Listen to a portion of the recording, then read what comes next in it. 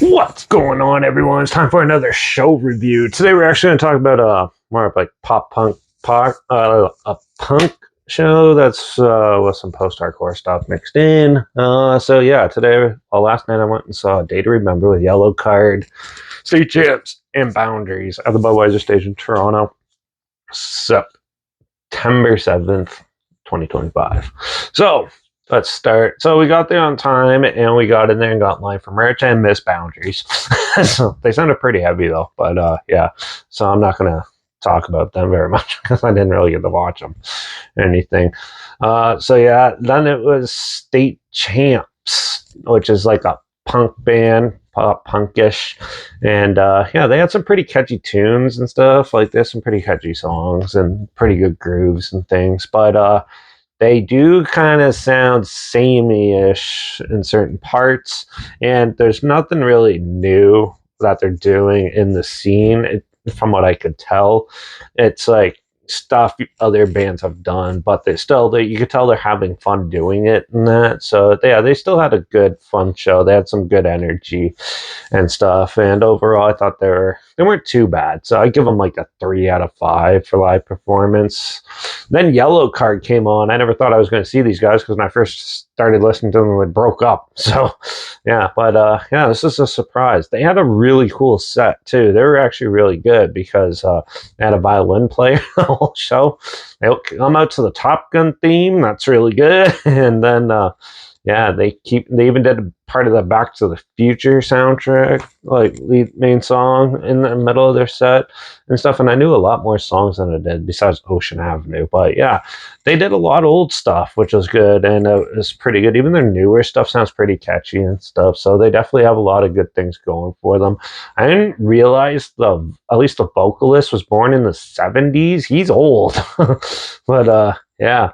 They were pretty fun. They had a really cool like lighting package with it all and stuff, and yeah, they definitely did.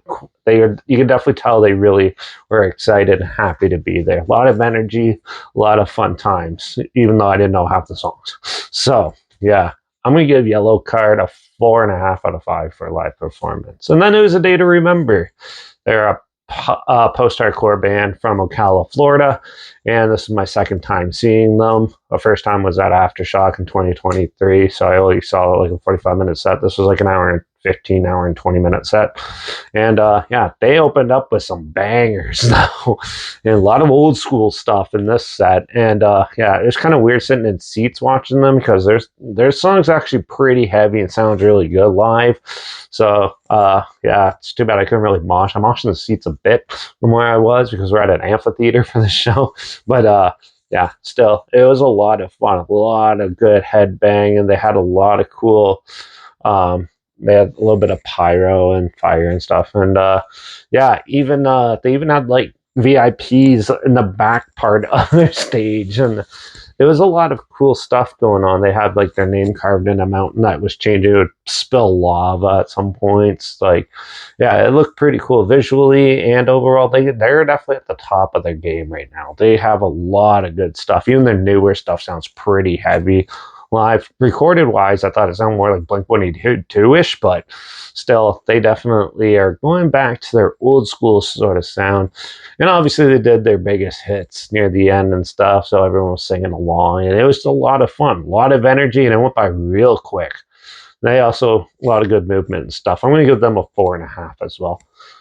Overall, I thought the show was really good. It's way better than I was expecting it to be, and yeah, there's some pretty cool stuff. It was pretty fun, and there's like 9 of us that went, so yeah, it was a pretty fun time. So yeah, I'm gonna give the whole show probably a 4 out of 5 total and stuff. If I caught Boundaries, I might have been changed because they sounded pretty heavy and something I'd really be into. I might go actually listen to them after this, but yeah. But yeah, so that's my thoughts on the A Day to Remember Toronto show. I'm gonna link, like always, I'll link every band down below so you can see what I'm listening to them. If it sounds like something you're interested in, or you just want to hear like what the bands were, they're all linked down below. Also linked down below is my Instagram. That's where I have pictures and videos and stuff up from every band that I saw that I mentioned. It is on there. Also my TikTok, Live Music Maniacs, down below. That's also where you can find some more videos. But yeah, so yeah, make sure you like this video, share it so more people are aware of it. Comment your opinions of the film and bands down below if you have any, and also, yeah, let me know if there's other bands you want me to see and think I should check out down below as well. Make sure you subscribe and ring that bell because, well, besides more film reviews, my next show is actually on Wednesday. I'm going to go to Falling in Reverse with Slaughter to Prevail, Hollywood Undead, and Point North. So that should be interesting.